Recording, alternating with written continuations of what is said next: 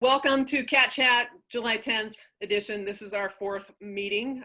We're really glad to do this and to have the opportunity to do this for 4 times, and now to be able to continue doing it through the rest of the summer and hopefully through all of the fall semester.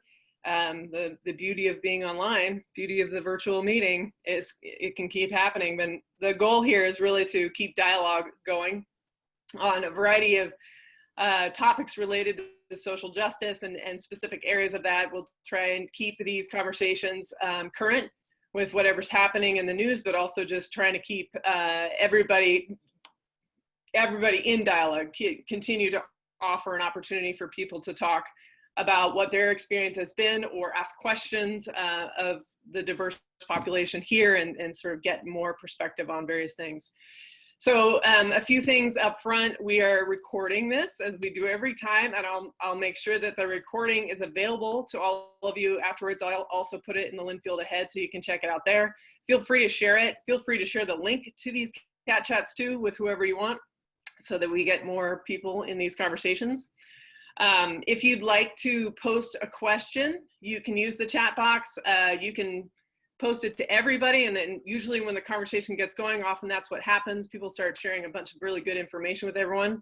But you can also send it directly to me, just privately, and I will share that question anonymously with the group so that we get some conversation around what you're concerned about without having to put it forth yourself if that doesn't feel comfortable.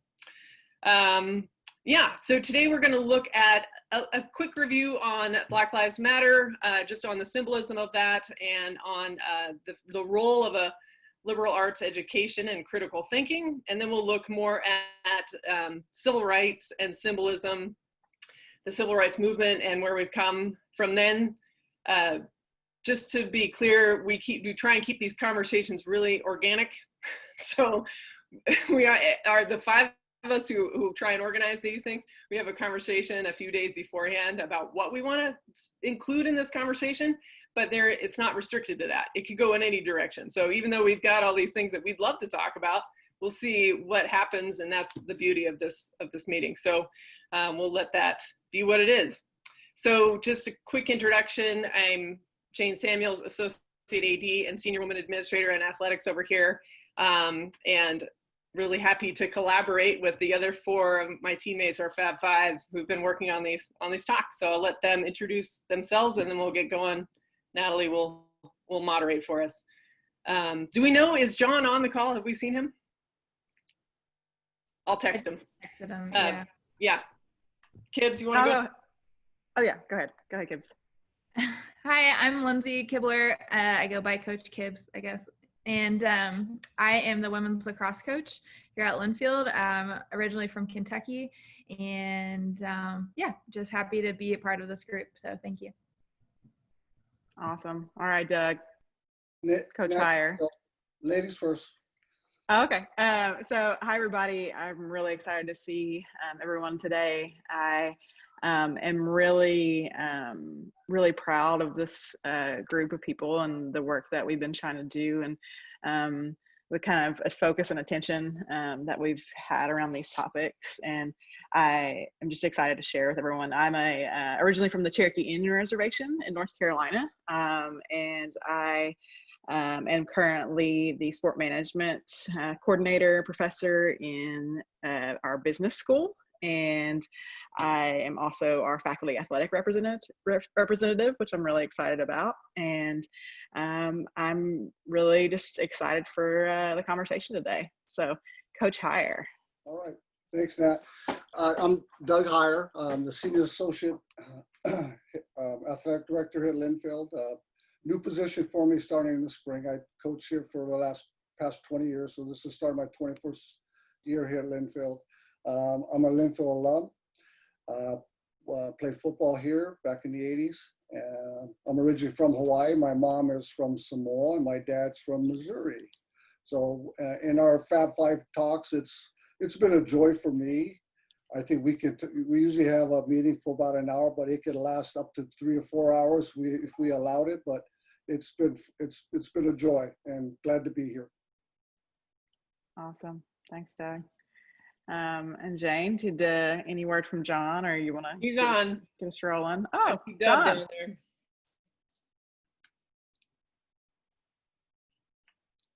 John, you want to introduce yourself to everyone? If you can hear me. Yes, hang on.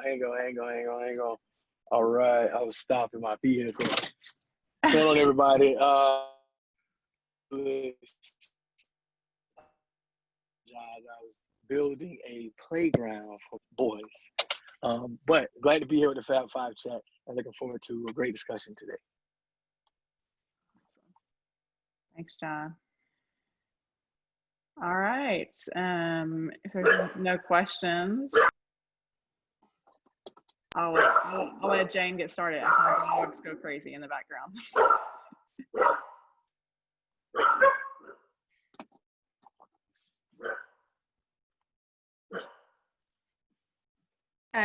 Yeah. Perfect.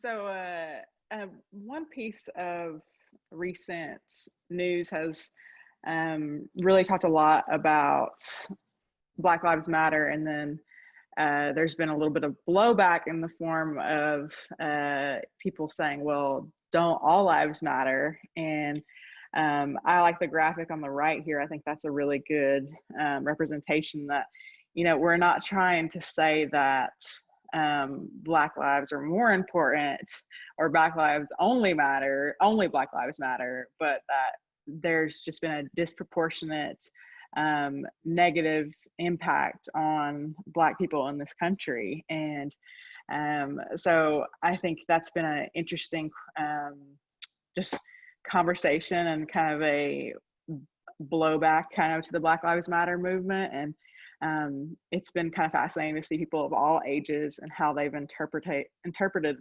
Black Lives Matter. And just this morning, gosh, I was out with my dogs, and some kids had put up, I live in a little area, a little residential area, and some kids had put up some just paper signs that said, you know, Black Lives Matter in Sharpie, and they were super cute. And then as I was coming back, a woman got out of the truck she was in and like ripped them down. And this woman was like probably in her like 40s or mid 40s, or, you know, and I didn't, it was just so raw. And I just, you know, you talk about the protests and other things, but like these are just things that are happening like in our day-to-day lives, and how there's this conflict and this kind of misinformation. So I think our conversation today, we'll talk a little bit more about symbols and how just the recent history of Black Lives Matter and the plays into the greater history of civil rights. So Jane, if you want to talk about the kind of the mission of Linfield, I think that's another good way to kind of ground us. Yeah, so we were thinking also in terms of liberal arts education, and it's really it's really a privilege to be able to study in the way that we are. And liberal arts is distinguished from like vocational education, right, or learning a craft, which is also a really valuable thing to learn.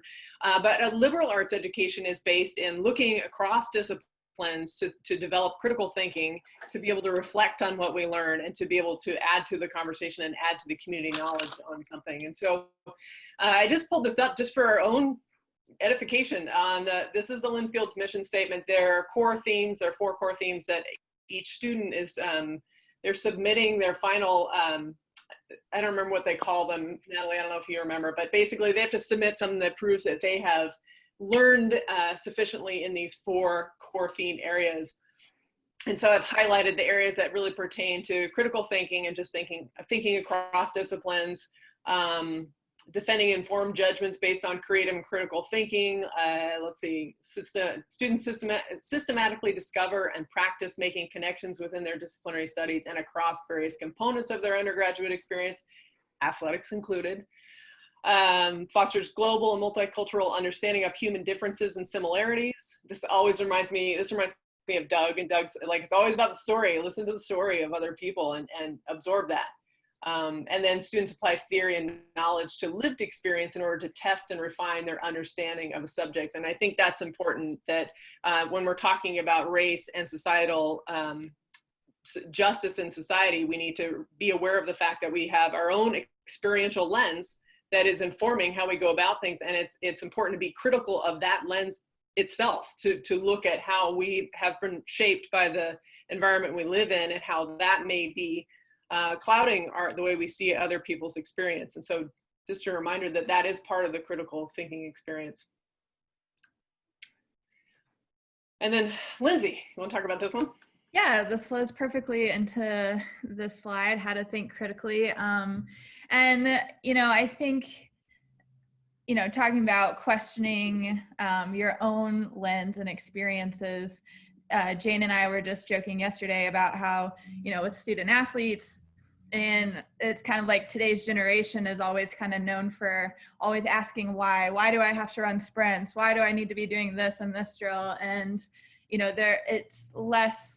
you're less likely to find, I find as a coach, that you have people just doing things because that's what coach told you to do. But I'm really now trying to encourage, especially our students, to understand how to think critically. And John actually is the one that brought this up. So John, if you want to chime in about anything too, but I thought it's just good to actually understand what it means to think critically, because just having a thought doesn't mean that you're critically analyzing what's happening. So, you know, asking basic questions, and it could even be something that you already believe to be true, but following that up with, why do I think that that's true? Why do I know that to be true? And, you know, and I think especially now, while we have such strong difference of opinions, I think it's also important to question why other people think the way they do. You know, a lot of times we kind of say, well, that student probably thinks that because that's how they grew up. That's why their parents think that. So the student's most likely to think that. And it's like, you know, why do the parents think that? Where's this source coming from? And I think a lot of times, especially in social media, where we have less patience for, you know, learning and gathering all evidence to question different things, it's important that we kind of stop, reflect, look back, and think about, okay, I'm not just going to assume this to be true. Like, we need to start encouraging people to look at really both sides of the argument, no matter how strongly you believe one thing to be true. Like, it's important to know, you know, both sides, and not to just assume that because authority is telling me this, that this must be true. And, you know, I think that's based, you know, kind of the overall meaning of the difference between cognitive bias and heuristics as well. And then, you know, trying to reverse things, trying to reverse your thought process. And so that dives a little bit deeper into questioning, you know, what you know to be true, and then reversing that and like thinking about the opposite of what you think to be true. Questioning evidence, looking for evidence. How did these people come to find that evidence? And then thinking for yourself, especially I think in school as a student, and I found myself in my own graduate program doing a lot of research and, you know, kind of getting lost in what the research told me was fact and evidence, and not being able to develop my own opinions. And sometimes we can get a little lost in going along with what we're reading, as opposed to stop, reflect, and actually think, question, consider, you know, what it is that you're reading, how it applies. And yeah, and so this picture is Frederick Douglass. We had talked a little bit about abolitionists to bring some kind of positive light. And Frederick Douglass, one of his quotes was, "Without struggle, there is no progress." And I think he is an important example of what it means to think critically. I was listening to a podcast about him that really described him growing up in slavery, and how he, as a developing human, decided on his own that he knew that there was something not right about slavery. And so he questioned that. And I just think that he is a perfect example of thinking critically, because when you're born into a society where slavery is basically law. And for somebody to think so, so much different to that and expand on it and get out of it and use literacy as freedom to, free himself and others in that way, I think is a great example. And, if people like that can get themselves out of that mindset of just believing slavery to be true, then, I would expect that today, thinking critically and, being so educated, we should be able to take this much farther and encourage others to do so as well. Hey, Lynn. Yeah. Oh, I'm sorry. I just wanted to add to that critical thinking piece. As coaches and educators, what we can do as leaders to engage our student athletes to think critically. Because coaching, I've been coached 33 years. How I coached when I was younger to how I coached in the last 5-10 years has changed. With our student athletes, they do ask why, how, and what. So we can get our student athletes engaged. And I've asked our athletes, what would you do differently in teaching a skill or a technique or a schematic, blocking scheme or whatever it may be, is engaging them to give them a chance to share different ways or how they would do it differently, especially with the older ones who've played for a few years, engaging them and hear their feedback, and see, what do you think? How would you do something different? And I think that's where, as a leader too, like we have to be comfortable with being uncomfortable. So even kind of putting us in a vulnerable position to ask somebody, obviously I think as a coach, we would have so much more experience. And so we just kind of assume that we're right because we're teaching, but that's not to say that somebody on the other side, like a student athlete, sees things differently or might have another idea. And so sometimes if we as leaders get stuck in kind of this is what I know to be true, why fix something that ain't broke? I think that's where it's valuable to get that input regardless of what their experience is. I mean, like years of experience, because they could also bring something that you're not seeing. And so, yeah. I just want to add, as a coach, we often talk about, in basketball, we talk about playing in the matrix and what that means. And this is directly related to sport. What that means, if you understand how and why, then you can better interpret what and when. So like we talk about, if you're playing on offense, and if you understand how the defense rotates and why the defense rotates the way that it does, then you can better interpret what you need to do and when you need to do it in order to be ultimately successful. And that's really the best example I can give of thinking critically directly as it relates to sport. Now, as thinking critically relates to our society, I feel personally is that we are groomed to be controlled and not groomed to stand out. For example, some of our cars can go up to 200 miles per hour, but the speed limit says 70. So if 70 is really the fastest you can travel safely, then why do we make cars that go 200? Well, it's so that you can be controlled. I think also once you gain the ability to think critically, then you have to understand the power of media and of imagery. So for example, I live in St. Paul, Woodburn area, and I hear people say stuff like the Black Lives Matter movement or protests are full of hate and violence. Okay, you may feel that way, but according to whose example? Where else have we seen hate and violence in this country? Well, I haven't seen anything the equivalent to a noose or to a redskin, right? So for me as a Black person, I understand the symbol of hate and violence, probably a noose. To Nat, the symbol of hate and violence is probably a redskin. Well, what is that to white people? What's the equivalent? We don't know.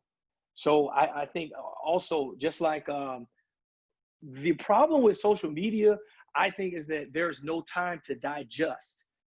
It's no time to digest the information. So you're just getting bits and bits and bits and bits, you know, just video after video, reading post after post.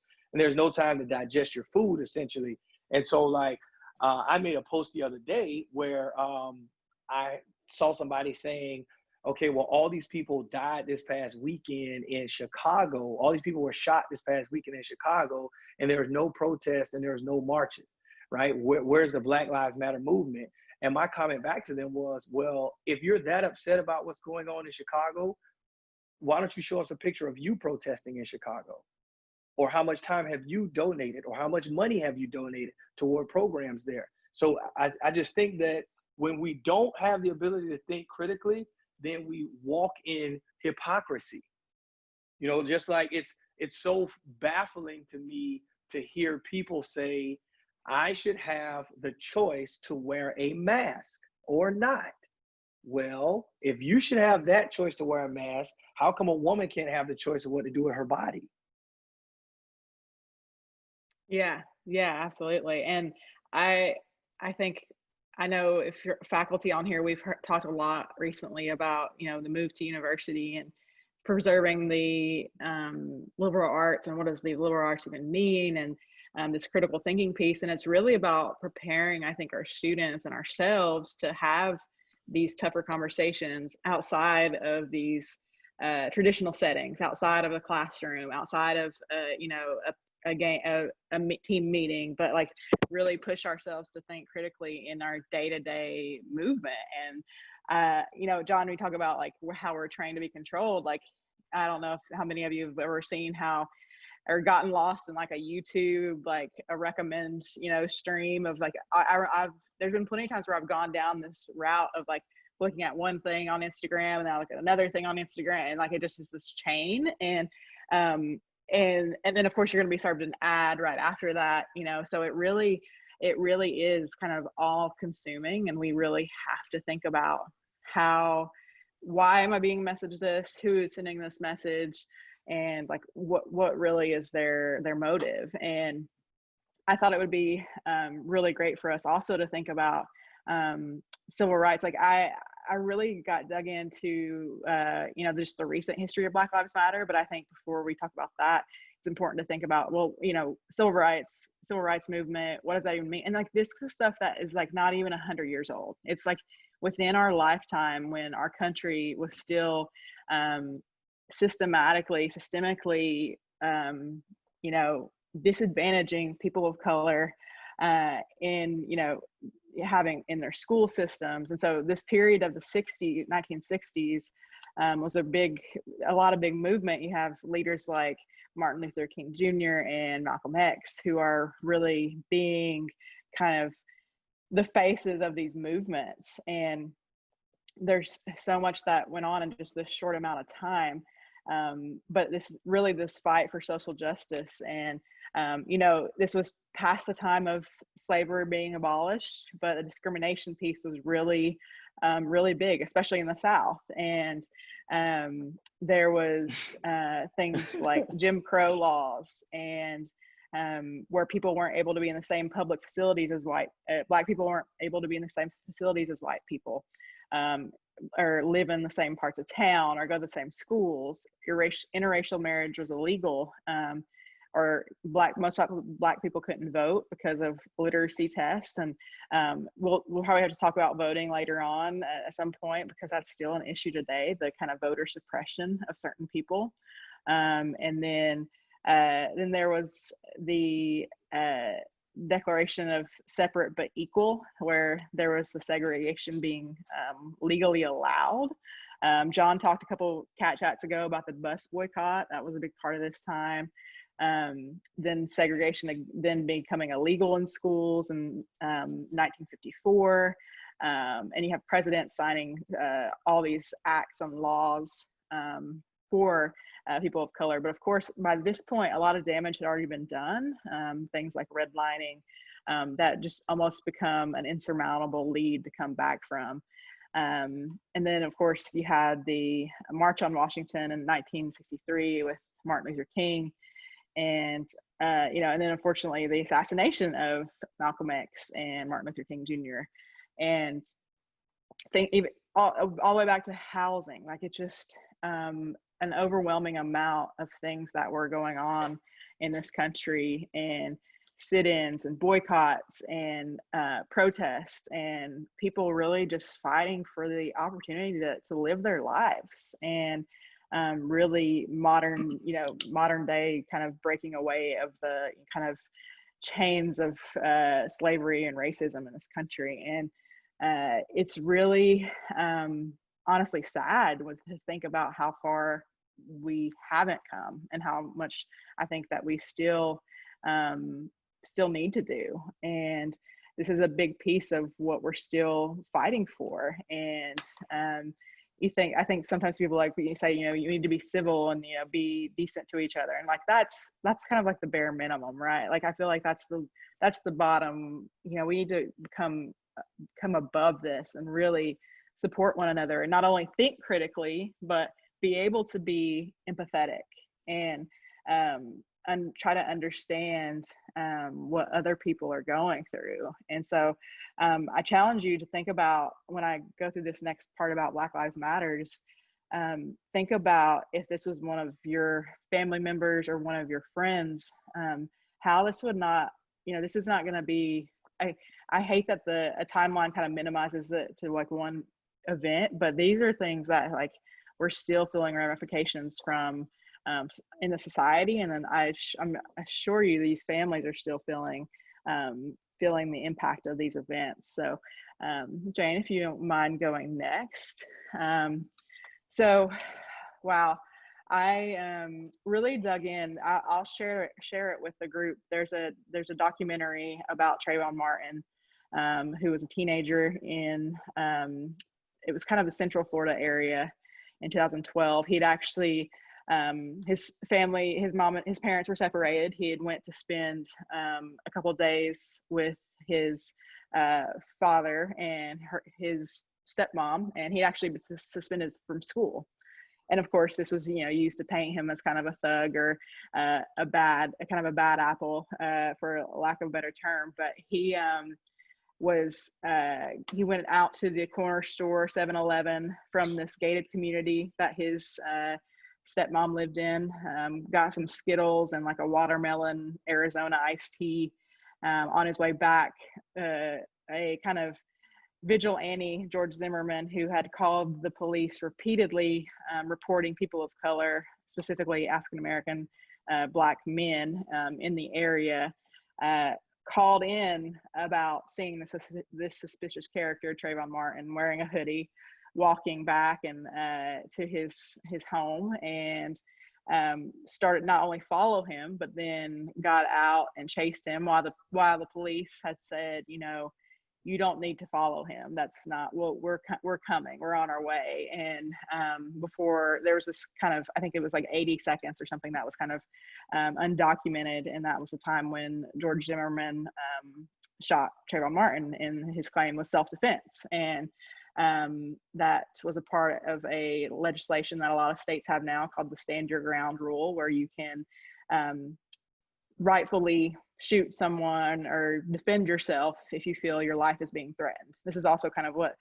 police have with qualified immunity. And so that happened in February of 2012, right around Thanksgiving. A lesser known story is that of Jordan Davis, who was killed by a civilian at a gas station as well. And he was with some friends. They were playing loud music, and they got into kind of a shouting match in the parking lot. And Michael Dunn pulled out his gun and shot him, and shot at the car, and he lost his life as well. With the Trayvon Martin shooting, that one really got a lot of attention and a lot of outcry from the community. And it was in Sanford, Florida, which I'm sure John is familiar with, but a very segregated part of our country. And it is kind of, it really reverberated within the country. This was a time social media was really up and coming. And Patrisse Cullors actually, about, a couple months or over a year later, she, in response to George Zimmerman being acquitted in the trial of Trayvon Martin, she had saw a friend post something like "Our lives matter too," and that kind of just clicked with her, and she decided to say, hashtag Black Lives Matter. And so this was over a year. And again, think about like the strife and the the kind of the emotion that this family was going through over a year in this case, trying to find justice for their son. And then it just kind of is overwhelming how this trend kind of grew in the mid 2010. So Rashina McBride was killed by Theodore Wafer in Michigan. Eric Garner, who is kind of famous for saying the "I can't breathe," and was held down and just tortured by police and caught on camera. And this is, again, another time, social media, cameras, a lot of that becoming really really popular, and this movement just keeps gaining traction. And Jane, if you want to go to the next one. Can I say something, Nat? Yes, of course, absolutely. I'm sorry. I just want to say something because I don't know who else is on the chat and watching, but I want to say something as a Black male. When you see that something like Trayvon Martin can happen, for us as Black people, that's not new. It's just the difference is there are cameras now. The difference is that there are people who can see now. Like Jordan Davis happened in Jacksonville, in my hometown. Yeah. Like at a gas station that I used to go to daily after high school, in that exact gate gas station. With the Trayvon Martin case, for the state of Florida to obviously try George Zimmerman with the wrong crime, he is then acquitted of the crime, and then Zimmerman has the I don't know if I can say the word balls on this or audacity. Not, but audacity. I'm sorry, I apologize. I should have said audacity. However, he has the audacity to go to gun shows and sign autographs for people, and then take the same gun that he killed Trayvon Martin with and sell it for $250,000. And then on top of that, he turned around and sued Trayvon Martin's family for defamation of character. This is the problem. This is the problem. I have a habit of telling people all the time, the entire movement is about, yes, the mistreatment of Black people and the lack of accountability. The lack of accountability. What you won't see on this slide is a guy named Dylan Roof, who right around the same time. It's coming. It's coming. Oh, okay. I'm sorry. I thought it was only Black people. I apologize. You're good. Okay. I'm sorry. But as a Black person, we have a hard time understanding how people can lose their life for misdemeanor level infractions, things that were not felony charges. Okay, like Eric Garner. Eric Garner had loose leaf cigarettes that he was selling. Loose leaf cigarettes. That's a fine. Okay, that's not even jail time. How does it take 6 of you to tackle Eric Garner and put him in a sleeper hole and choke him to death when he's selling loose leaf cigarettes, but Dylan Roof can murder 9 people and you can capture him without a scratch, and then have the decency or the humanity to take him by Burger King because he was hungry on the way to the station?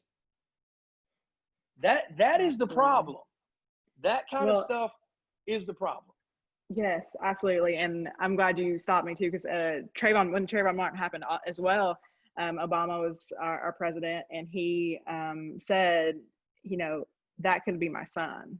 Like, that could have been my son. And even later he said that could have been me. And he got a lot of flack for saying that. And it's just so. And like what happened with George Zimmerman after that is even, so audacious. Like the things that he did, he was signing packs of Skittles and giving them out to people. Like he was basically just living like a celebrity off of this murder. And I always think, like, you know, what if that would have been a black or a white, a young white 17-year-old male or female, would that have happened? And I have a hard time believing that would have happened if that would have been someone that was white. And what's another crazy thing about George Zimmerman and a couple other these cases too is that this wasn't necessarily always a white offender. This was another, you know, maybe not African American, but other person of color, Asian or Hispanic. And I think that just exemplifies the way that Black people, specifically in this country, have been under this attack. And John Crawford, and later in 2014, got overlooked because Michael Brown was shot 4 days later in Ferguson, Missouri. And I'm sure many of you have heard about Ferguson and the the uprising. And I don't like saying riots because I think that's always such a negative connotation, but just the outcry over what happened to Michael Brown. And then there was Vonderett Myers in St. Louis in October, Laquan McDonald in, I can't remember exactly where that was, but that was later in October.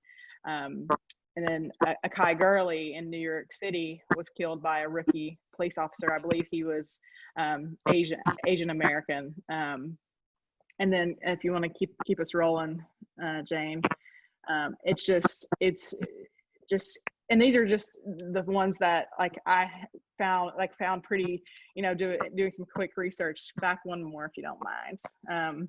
You know, there's plenty other between the years of 2013 and 2019, there was over 1,600 fatal shootings by police of unarmed Black men.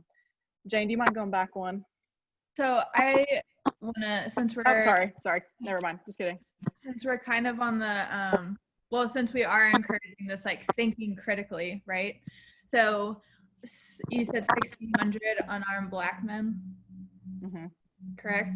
And it's like, so in my mind, why? What's the, like, are these police officers feeling threatened? How can they be feeling threatened if they're unarmed? It's the power, like this idea of white male power, that they feel like they have this authority to do that. I mean, there's so many things that could go there, but John. It's systemic. It points to systemic racism rather than individual. Yeah. If we say that that's just a couple of bad apples, then there's nothing we really can do about it. But you know that this continues to happen, and therefore it is systemic. And that's proof of systemic racism, because it's like, as Natalie said, it's not always a white offender. It is built into our society because race is a social construct, and then we built a bunch of other policies based on race and based on saying one race is superior to others, and so that just plays out all along. So it's like our foundation, right? It's like that's like our why. That's like the foundation, basically. Yeah. That's our why. John, you were going to say something. I didn't mean to interrupt you. Oh, well, I was, Doug. Well, on the emotional side, these are our kids. These are kids, and it just hurts to see kids dying so young. And if this doesn't bother people, I don't know what would it take to bother people. This bothers me, and it has been. These are our kids. It's awful.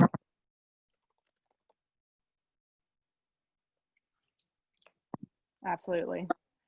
John, did you want to add anything? Right, and Jane, you can go forward one. I'm sorry, I thought we had skipped two. I'm sorry, I was reading the chat. No, you're good.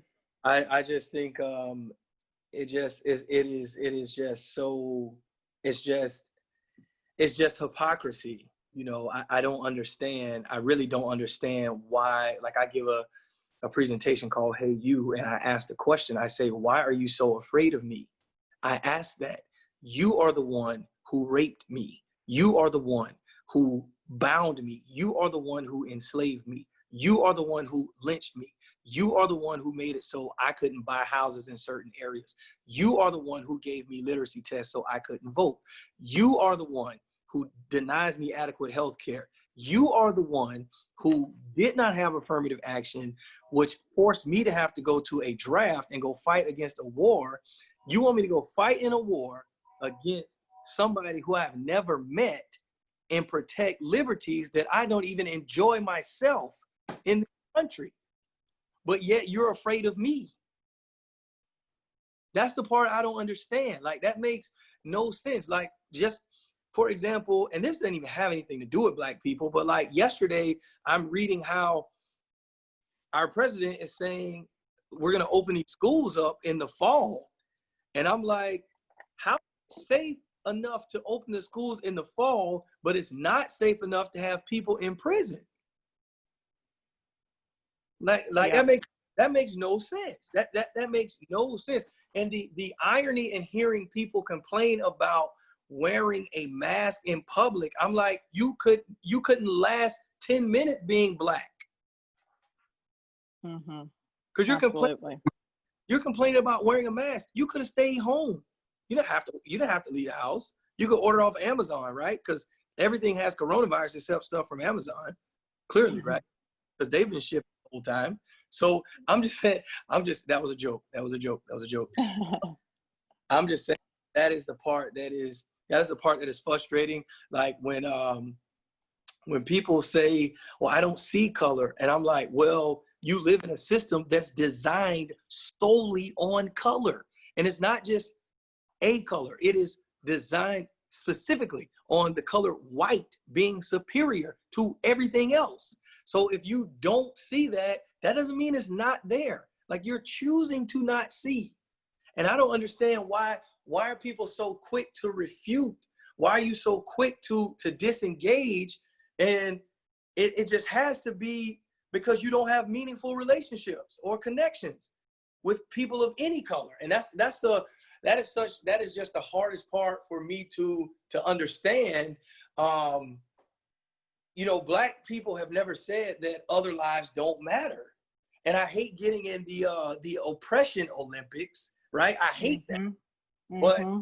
But I mean, you gotta realize, like Nat, for example, she's Nat. She's not a mascot. She's Nat. You see what I'm saying? And I'm not gonna be, and that's the thing too, is I have the privilege of not having dark skin, not having Black skin. So I understand that I'm not gonna get the same kind of racial profiling, and I really want to tie it to sports too, because I think that, sports is overwhelmingly, a kind of in a shift of what our normal society is, where you have Black men in these positions of being, the greatest of all time, and being the best athletes, and people like LeBron James, and that are just being leaders, and they're going out there and they're having, they're sharing this message, which is a big thing when they're already in this system where they're owned by owners and management that are mostly white male owners. And so for them to even come out and speak out against these things, I think was a huge part of this no longer being ignored. And even right now there's debates about whether they should play, because they don't want to take away from this movement and the things that are happening in our country right now. And I mean, and it's so heartbreaking. Like 12-year-old Tamir Rice was playing with a toy gun in a playground, and he was killed. These are all so heartbreaking. And it's, again, and Tanya's making some really great points of like how we just didn't know about these things, and we didn't have to know. We were privileged enough to not have to know about these things happening. And then African American women as well. They often get overlooked. Megan Hockaday was shot in kind of the LA area in 2015. So 2014, I mean, there's just a ton of these events happening. 2015, same. Jane, you want to keep rolling? And John, I keep muting you because I'm getting some feedback from your phone, I believe. So I think I'm not trying to keep you quiet or oppress your voice in any way. And then Freddie Gray and Sandra Bland, both in 2015, die in police custody. So not necessarily shot in broad daylight, but still in police custody and under their watch. And in the summer of 2015, as John mentioned, Dylan Roof, in a response to Black Lives Matters, goes into a church, into a Bible reading, Bible study in Charleston, a Black church in Charleston, South Carolina, and kills 9 churchgoers, just straight, and has this manifesto of like how he thinks that, this, Black Lives Matter movement and these things are getting out of hand. And he, see him holding the Confederate flag, and it's just so, it's like they're not wearing hoods anymore, right? They're just out here and just showing us who they are.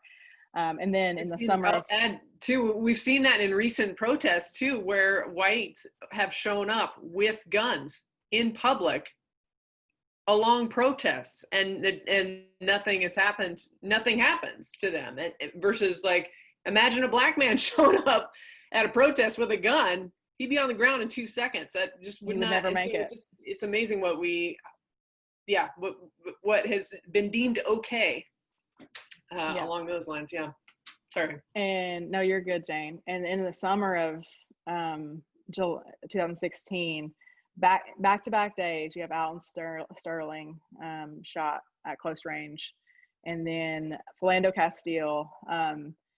I mean, these are all heartbreaking, but Philando Castile's girlfriend, partner, Facebook lived this event, and it's one of those that I'll never forget, and I'll never forget where I was when I saw the video, and how there was a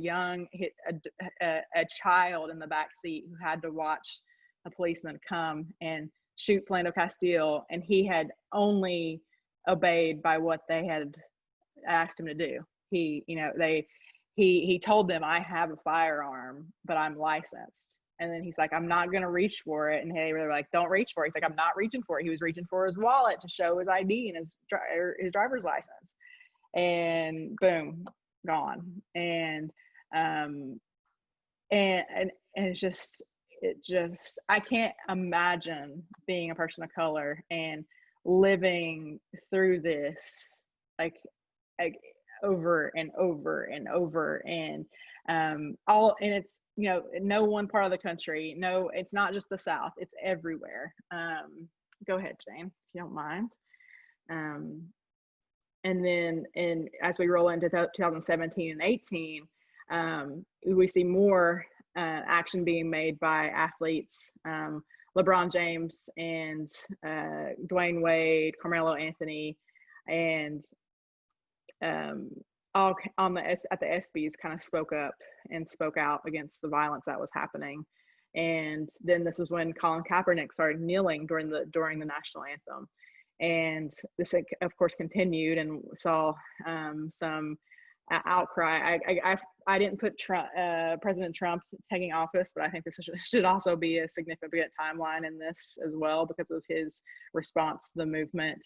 And then again, in Deborah Danner, another Black woman who was shot in her home. She was kind of having a mental breakdown, and I think she had suffered from, mental health disorders. And also, the rally in Charlottesville, Virginia, just how, again, not wearing hoods, these people out in, someone gets run over, cars are running over people in the streets in broad daylight. Gregarchio, I'm not sure if I'm pronouncing it right, Mac, shot and killed in Los Angeles. And then I think his was just a day later. If you go to the next slide, Jane, I believe it was just a day later when Michael Robbins in Los Angeles, was the killer of Kenneth Ross Jr., 25-year-old father. And then seeing the action that Black Lives Matter has taken on Twitter, over the time, how much it's been used, and recently how it's been encouraged to be used as a resource. We saw the black squares and how people were posting that and saying, don't put Black Lives Matter because we want to save that hashtag for meaningful resources. And then that gets us all the way up to this past year, and how kind of the trifecta of Ahmaud Arbery, Breonna Taylor, and George Floyd. And these are all just so stark and heartbreaking and unnecessary, just so unnecessary. And again, showing this, I think somebody mentioned like unconscious bias that we have, and implicit bias, and then we just don't realize how bad these things are. And then this summer, how we're seeing things like defund the police and Confederate flags being removed from removed, and statues being removed. And it reminds me too of when I went to DC a couple of years ago. I went to the American Indian Heritage Museum, and there was a kind of a special wing dedicated to all the treaties of Native Americans, and most of these treaties were all broken. And I was so depressed after leaving, because I was just like, this is just again and again showing the ways in which that our people have been oppressed. And like, that's kind of what I feel like the Black Lives Matter movement has helped combat, is this. And they have over 40 chapters across the world now, and it all sparked off of I think it's 3 or 4 Black women who started the movement. And it's so much more than just a hashtag or a simple sign that you may see. It is really a phenomenon that's really worth, I think, a deeper look into, and how they really just want justice for these people. And I think we have to think. Go ahead, Jane. Yeah, I think it's worth pointing out too that it's so nice that you put this timeline together. As horrific as it is to see all of these deaths, it shows that this is not aligned with a US election cycle. This isn't something that comes around because it's political and because we're trying to, change something every 4 years. It's been going for a long time, and it is international, and it is not political. It's about the basic bringing attention to the fact that Black Lives matter and that Black lives are on fire right now. And so I think, if nothing else from that timeline, which there's plenty else from that timeline shows just how prevalent these deaths are, and how it's not a 4-year cycle thing. Which I've heard some people say that Black Lives Matter comes around every 4 years, and I'm just pointing that out from your timeline. That's not the case. Interesting. No, Doug, Lindsay, John, anybody want to add before we go on to the kind of symbols that we were going to discuss? I just want to touch more on that emotional part again too. It's just, we're brothers, sisters, daughters, sons, moms, dads. You just think about if this was your kid or your brother, your sister, that is killed or being treated poorly. It's just wrong. And if you can't see that, something's wrong. It's just wrong, period.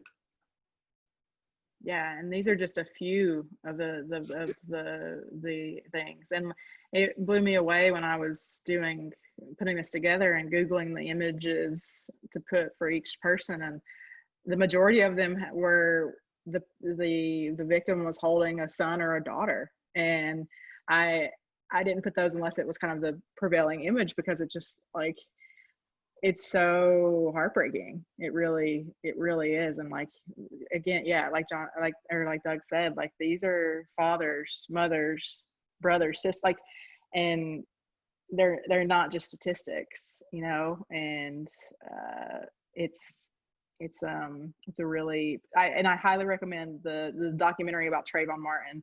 It's called Rest in Power. It's actually on Paramount Network, so I think you have to have a subscription to get to it. But people want to try to get it and reach out to me, I'd be happy to share my info, because it's a 6-episode series that just really lays it out from the time the shooting happened all the way through to now, kind of the current Black Lives Matter movement, and how that's been such a big part of that. So unless anybody else wants to add anything, go ahead. And we'll talk a little bit about symbolism, just for the purposes of understanding how much power symbols have.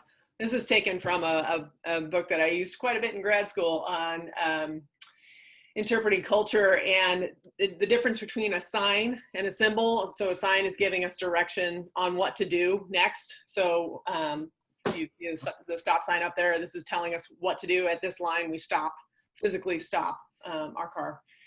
And a sign can become a symbol when removed from its original context. It still has the same response. It still elicits the same response. So we know, you've followed directions on how to set up your iPhone or something like that, and you come across that red hexagon, it still means stop. Even though it's not a sign next to a line on the road, it still means stop, and we still respond the same way, even though someone observing could not see a physical reaction to that. So that's when, for example, an example of a sign becoming a symbol.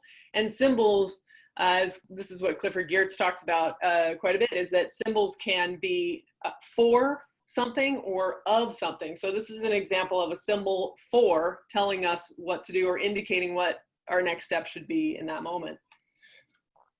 But a symbol of goes beyond physically what we should do. It strikes us very deeply on a personal and emotional level.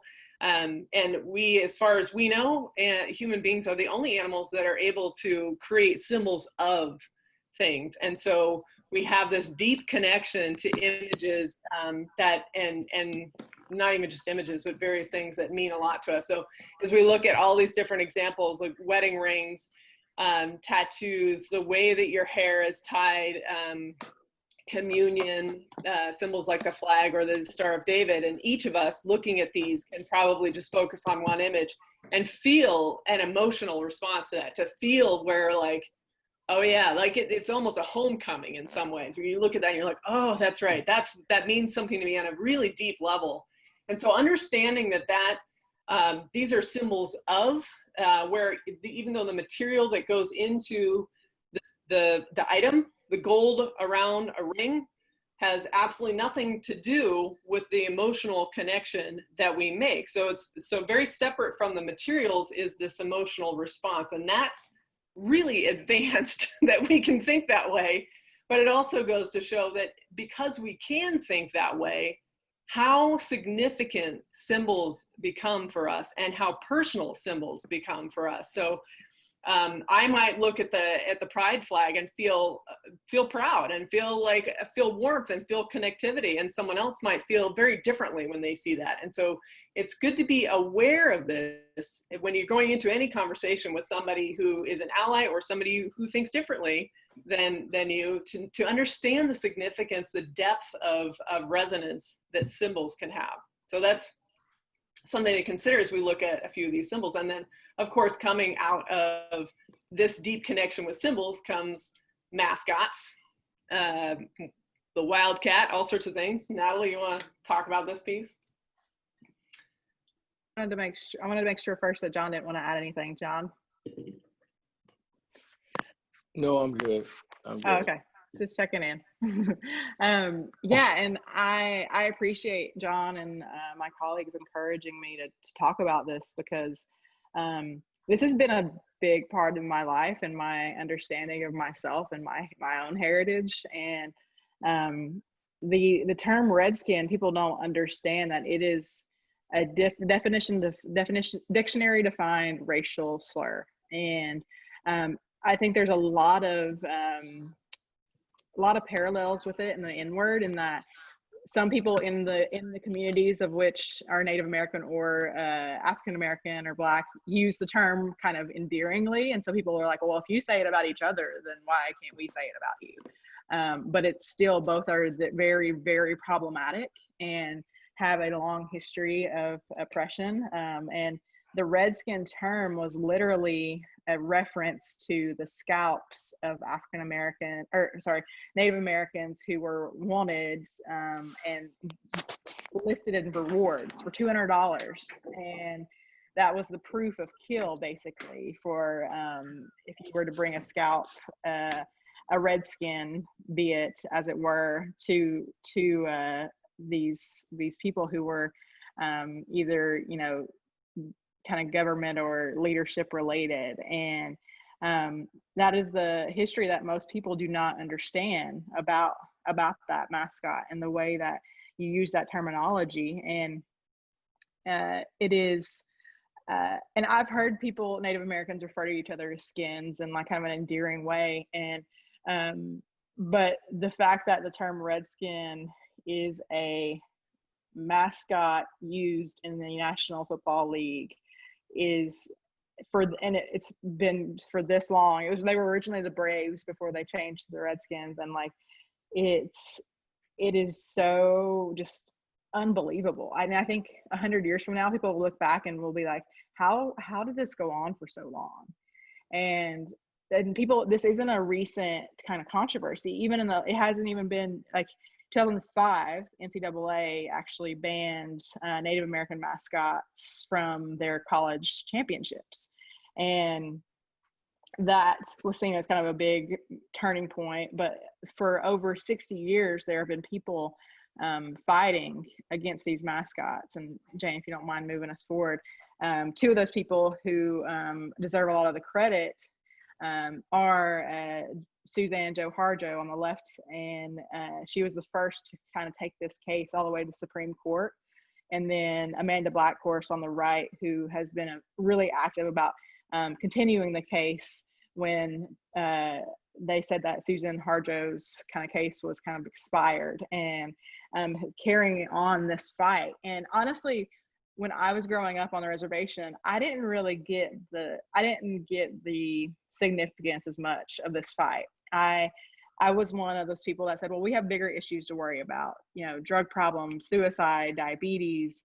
But when you realize that these mascots perpetuate this othering and this caricature of Native peoples, it is a part of that systemic oppression that we talk about. And that, especially because we're such a small population, that most people don't know someone that's Native American, or let alone someone from a specific tribe. And so the problem isn't necessarily even like the Redskins is obviously a racial slur, it needs to go. But the problem with the Braves and the Chiefs and the Blackhawks is that they continue to perpetuate this image of this, you know, this Indian head and this headdress, and the things like the tomahawk chop, and things that all unknowingly signal to us that, you know, Native people aren't real. They're equal to an animal. They're equal to a wildcat. They're equal to, you know, these things that are kind of not even real. And that's the problem, is that it's, and it's implicit. And all the research shows that these have a negative effect on not only Native Americans, but on everyone, because it continues this implicit bias in our minds and unknowingly.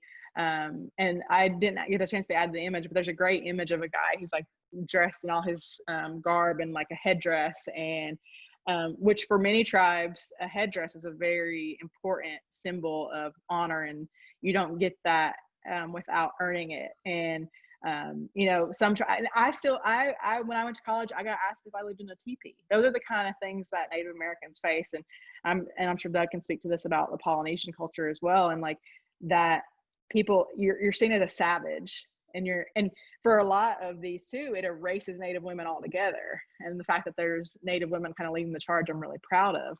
And if you go to the next slide, Jane, another thing that, people often, this was a list of all the organizations who have been actively speaking out about these mascots. And, you know, even though there's people who will like say, well, I'm part Native American and I don't have a problem with it. And when people say that, I often ask, well, how involved are you in you're in your tribe, in your culture, because a lot of the polls that people do of Native Americans to see their opinions are very poorly put together. One poll the Washington Post did was, I think over half of the people they talked to, they couldn't name what tribe they were a part of. It's like, how do you claim, like, that's a big piece of being Native American, is your tribal identity. So this kind of just shows that the fight has been going on for a long time. And for the argument about honoring, so if you go to the next slide, Jane, a lot of people argue that, well, you know, these mascots are there to honor Native Americans. And the picture on the left is actually the Stanford logo from the 60s. And when these mascots were being implemented in the 40s, 50s, 60s, this was the same time that the government was sending Native American children to boarding school under this mantra of kill the Indian, save the man, of civilizing them, whitewashing them. So the same time you're saying we're gonna get rid of all your culture, we're actually gonna honor it in a mascot. That's just not how it works. And that's an argument, and it's mind-blowing to me how many people are just so defensive over these mascots. And now I love me some Mac the Wildcat. I love me Smokey and Rocky Top and all this stuff. But I've talked to a lot of journalists who report on this, and they said the most like hate mail they get and the comments they get are when they talk about the mascot issue. And people, and I think it's a control thing, right? I think it's like, we want our Native mascots. It's another thing that we, you know, just kind of like how we want to have all lives matter. We don't want our position of power to be threatened, is how I read it. And a lot of it is, I think too, just uneducated and ignorant and naive and not malicious. Because I don't think people maliciously are doing this, but it does play into this greater systemic imagery. And it's just, I honestly never thought I would see the day when the Redskins would change. I really didn't. Dan Snyder, the owner of the team, had said to everyone that he said, we will never, capitalize never, change the name. You can print that. And it's now, and that's another great point too, is that this wouldn't have happened without Black Lives Matter. This movement has sparked that kind of change, because over 600 billion worth of investors and people linked to the Washington football team came and said, we're not going to support this. You have to change the name. And that was Nike took the product off their website.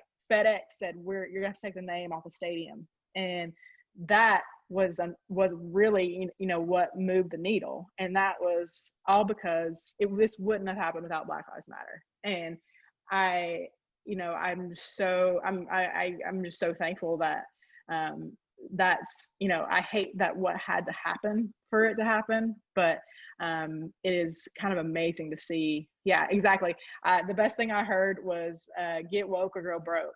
And I think it's sad, but it's true. Money talks, and has that influential power. I think that's all I had on that. Did anybody also, I wanted to show, I think a lot of our students had left already, but I have an artist who I know who kind of has a collection of different artists' artwork that he shared. And so we're working on distributing stickers. And so if anyone wants stickers, please let me know. We have some really great, and these are people of color who have done the artwork. So definitely will be happy to share these with people. And so Nat, I can answer your question about, you know, some of the Polynesians, and I know it wasn't our agenda, but I like to talk. No, do it, yeah. Tattooing a little bit of symbolism. Yes. But to answer your question, when I was my sophomore year at Linfield, we played for the national championship, and we played a team from northwestern of Iowa. And back then, we'd have dinner with the opposing team. We ate together. So we had 3 of Hawaii guys, including myself, and 3 guys from Iowa, northwestern of Iowa. So we started talking, and told me, yeah, we're from Hawaii. They still believe that they literally asked, do you guys still live in grass shacks and travel by canoe? They had no idea. They thought, I said, you guys watch Tom Selleck, right? You guys know that show? He goes, no, that's all in Hollywood. I goes, no, it's filmed in Hawaii. Hawaii, we don't travel by canoes or live in grass shacks. On the subject of tattooing, you guys don't even know this. My grandmother was a daughter of a chief in Samoa. And people of royalty, she had no choice but the tattooing marks from her hip to her knees. And it was tattooing done with hammer and turtle stone. And she had the markings. People ask me, Doug, how come we don't have tattoos? I says, well, when I was growing up, only people of royalty had the tattooing. But things have changed. Now you see where, like my son, who he is and where he's from, his identification is important to him. So he's got a lot of the tribal tattooing, the Polynesian tattooing on his body. But a lot of people feel indifferent about other people of non-Polynesian race having Polynesian tattoos. Some people say, well, it's my body, I can do whatever I want. But it's a Polynesian tattooing, which I don't understand because they think it's cool. But to me, when you have a Polynesian tattooing, it is of high royalty. Only people royalty are significant to wear these tattoos. But today it's changed to where all the different symbols that tell a story of who you are and where you're from. And I get that. Some people just still feel that if you're not of Polynesian descent, you should not have Polynesian tattoos. And the same thing happened with Nike. I don't know if you remember this. Nike had made this, those tight pants, those pull-up pants that were of Polynesian tattooing. They got rid of those because there was a lot of feedback from the Polynesian community saying you can't do that. So just a couple stories. Yeah, I love that. Thank you, Doug. I didn't realize that was for royalty. And that's, again, it just draws me back to, like, if I think of how important a symbol is for me, thinking back, Natalie, to what you were talking about too, people being sports fans being so adamant about a mascot. And then you hear a story like what Doug just shared. And you think, well, shoot, if this is how I feel about this mascot, imagine how someone, you know, like a Cherokee woman like yourself, Natalie, feels about a mascot. That, like, if this is how powerful it is for me and it has absolutely no connection to my lived experience and to who I am, imagine how impactful it is for a Native American woman. Or same thing with the tattoos or appropriation of tattoos, right, Doug? Yeah.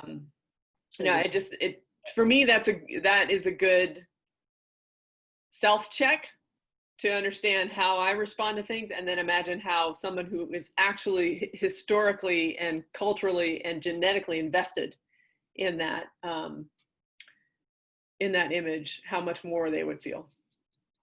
Yeah, and a lot of the mascots, the Native mascots, they completely erase Native women, right? It's always Pocahontas, and that's another popular used by our president to go after Elizabeth Warren, and people just, the lack of understanding, and Tana's talking about intent and knowledge, and I had a student when I was at Tennessee teaching just a couple years ago, and he was from Cleveland, and he would always wear the Chief Wahoo hat to class every day.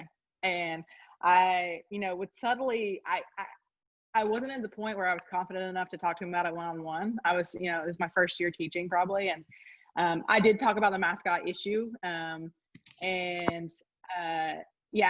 another thing about the sports part too is, the term fan comes from fanatic, because there is kind of a little bit of craziness in sports and sports fans. And so he would wear, and just the other day he messaged me, he follows me on Twitter, and he messaged me, he said, I'm really sorry. Like, I didn't grasp like the issues with, Chief Wahoo and the imagery. And when I looked at it, I saw it as my team, my baseball team. And I didn't understand that it was so negative. And Tanya, did you want to speak any on the symbols and things like that? I love all the questions you're bringing up and the things in the chat.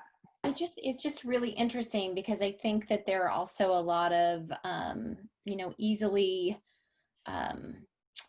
symbols that people can claim ignorance or claim that they don't appreciate or understand the hurt that it can cause. And I think that you're more apt to see that around situations like people really loving a particular team and feeling like even though they don't play on the team, that it is a part of their identity. But I think that there's a lot of plausible deniability, and it's sort of a rhetorical. I was thinking of the OK symbol recently. I don't know if you've followed the Salem police, where the first footage that came out, it appeared as if a counter protester was helped up and then the police officer flashed the OK, which now has a different meaning. So it's the same symbol that can mean two very different things. And I would argue in 2020, in this time of civil unrest, a police officer should be mindful that a symbol that they might use might mean something very different than what they intend. And I think that one in particular, really, those types of symbols are really frustrating because they're rhetorical, device, and they're chosen in part for them to be able to say, oh, this is not really what I'm doing. It's sort of a way of being able to not be held accountable for actions that are very destructive. So I don't know if anyone else has thoughts about that, or or I'm thinking of the Jenna, Louisiana case. I don't know if you all remember that. Gosh, it's been a long time ago, maybe even like 12 years ago or longer, of these high school students that kind of, as a quote prank, put nooses on a tree outside on the high school campus. And again, they were sort of horrified by not understanding, but I think they completely did understand to some degree that it would intimidate and create fear and division. And so I don't know about you, but I've seen a lot of that, wanting to say all lives matter, but then wanting to be able to back it up and say, hey, I do care about Black people and I'm not racist, so please don't call me a racist. Yeah, but you really are. Like, Yeah. I'm sorry. I just think you really are when you do stuff like that. By the way, when that cop flashed that OK symbol, that white power symbol, I spoke at that rally, by the way. I was at the Capitol in Salem just a week ago. But I just think that the imagery of that, I think, is so ironic, and the timing of it. Obviously people have been tearing down statues, right, and monuments of Confederate leaders. And I mean, okay, so has anybody ever looked at when those statues were put up? Like, they were put up in the 1920s, you had an influx of them, and then again in the 60s. So it's like you had these monuments go up in direct response to desegregation, right? Right after the Brown versus Board of Education case, this is where you see like all these statues come up of Confederate leaders. I mean, I'm just saying, like, it's almost like it's almost funny, man. Like, how can you not see that, right? So I guess for me, that's where I struggle, because I'm an open book. I like to have conversation with people, but like you have to see this, right? Like, you have to see this. And the fact that you don't is, like, to me, it's choosing. You're choosing to not see this because there's too much writing on the wall. Like, we talk about saying, read the room, right? Like, read the room, man. If we're all sitting there having a conversation, you don't want to be the person that's buried in your phone, right? Like, read the room. So I really appreciate this group, and I appreciate the dialogue. But yeah, that's just tough to me. Yeah. And I think it comes from the defense of part of that all lives matter comes from, you don't have to get your hands dirty if you say that. It's like you feel like it's an equal, equanimity, or it's sort of, you're like, it feels like you don't have to really recognize, you don't have to look inward if you can just say all lives matter. It's a cop out, but it's I think I was talking with you guys about this earlier, that in my mind, a comparable example would be if sexual assault is a crisis on a college campus and the leaders come out and say, well, I'm against all violence, it would be, I mean, that makes it, to me, that makes it so clear. He'd be like, that's not the freaking point. That is not the point. And so I think you're right, John, that there's people not wanting to look at it, not wanting to get their hands dirty, not wanting to dig in and look inward, which is why it is so important that we keep talking about it. And I would say too, just to chime in, I think that the fact that it is a choice, or the fact that they are ignorant, to me reflects systemic racism. You know, I mean, the fact that we have a whitewashed education where we don't learn about historical events, except for from a very privileged, white, mostly rich perspective, is part of that ignorance. And so, and I haven't been always successful because it makes me frustrated, and maybe I come from an emotional place at times in responding to people, but I think you can't have it both ways anymore, is where I'm at with this. You either are ignorant, and that ignorance to some degree reflects systemic racism and a set of institutional structures in place that keep you that way, and that's on you. There's a lot, you know, there's something called the internet, and I can share with you some resources where you can get educated, right? Or you know something about it, or enough about it, or even intuit enough about it to know that it's hateful or harmful, or racist, or, you know, bigoted in some way. And so you're using it. It's either or. Which is it? And it doesn't always go well, but there have been a few people, I think, who kind of at least stop commenting or go, you know, maybe I'll look into this. But I don't know. I think that really frustrates me, seeing a lot of particularly white middle-aged men who are having meltdowns in a range of different public spaces. And I think it's very telling. Hey, Tanya, actually that brings up questions for me about psychology classes here at Linfield. Do we get into race as a social construct, or do we get into, like in the intro classes there, talk about marginalization, or how, you know, our lens psychologically, our lens and how it's shaped, how we look at different populations? Or is that, is it this more of the brain functioning behind? I'm thinking particularly of the intro class. Of the survey psych? I haven't taught survey of psych in like 15 years. So, and I think it does depend to some degree, but when we talk about social psychology and in general, just mental representation and how we, you know, cognitively make sense of our world, it definitely provides the opportunity to use examples. And knowing my colleagues, I would venture that there's a lot of really good, very relevant information too, in terms of being able to apply it. And we usually do think of critical thinking when we talk about, you know, basics, whether it's, you know, classical conditioning, or it's, you know, cognitive heuristics in terms of how we make sense of the world. Typically asking students to see that in practice in their daily lives. And I can imagine, particularly right now, you're a lot more likely to get instances where they're applying it to systemic racism and anti-racist work, or to COVID. So, yeah, that's good to know. Jane, I just put a proposal on the chat. I think it would be so nice to have a chat on monuments.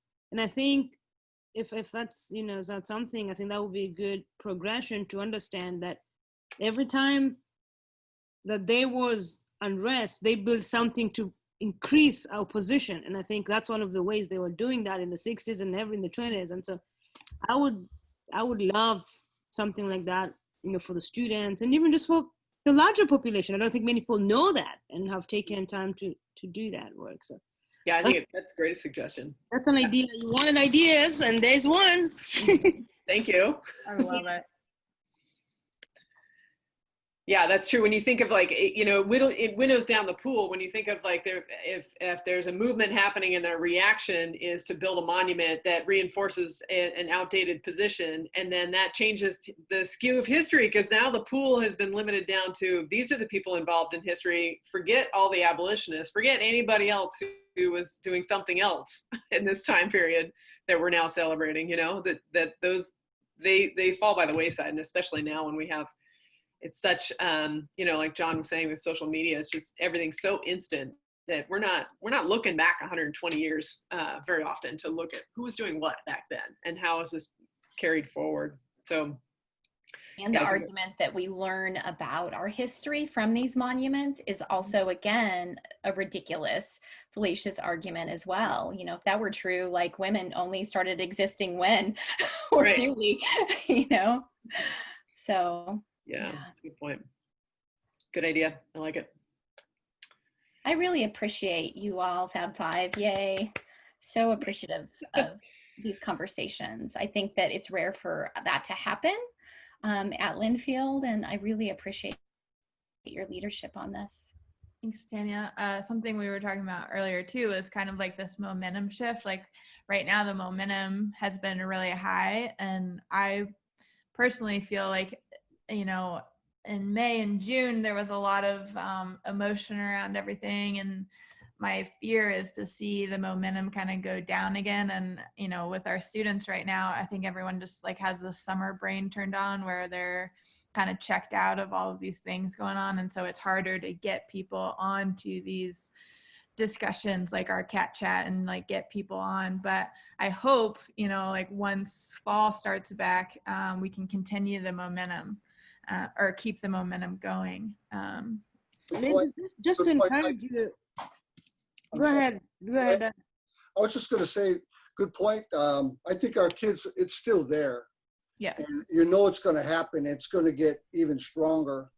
And that's why I want to give our kids, this is their opportunity.